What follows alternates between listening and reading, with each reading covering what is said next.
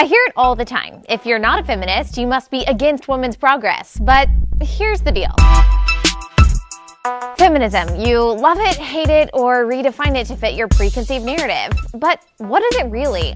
Technically, feminism is the simple belief that women and men are equal. Now, you would be hard-pressed to find a sane person in the United States who doesn't believe that women and men should have the same rights. Which is why I'm often asked by other women, why won't you call yourself a feminist? After all, I probably wouldn't be here if it weren't for women throughout history fighting for my right to have a voice. Well, I can't call myself a modern-day feminist because feminism just isn't what it used to be. We're now in what we call the third wave of feminism, and to understand what that means, we need to back up. The first real wave of feminism was kickstarted in 1848 at the Seneca Falls Convention. The women there wanted basic control of their lives. They wanted to abolish slavery, and they wanted the right to retain property. They even brought up the radical notion that possibly, maybe, women should have the right to vote. It wasn't until 72 years later, in 1920, that women were granted that right through the 19th Amendment. The second wave of feminism came in the 1960s and 70s, resulting in the right to use birth control, anti-sex discrimination laws, and Roe v. Wade, aka the legalization of abortion. The third wave of feminism, which is happening now, is in some ways a continuation of the second wave, and in other ways, it's completely different.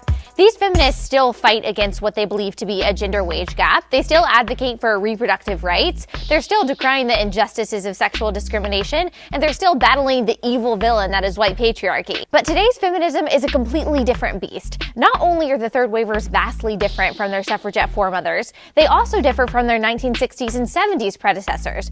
They're no longer just fighting for women to have the same rights that men have. They're fighting for the emasculation of men, the fluidity of gender, uninhibited abortion, and the resistance. They parade around in anatomical hats and I Heart Abortion t-shirts. They skip work to show their economic worth. They tell other women they're an embarrassment to the female gender for simply holding differing political views.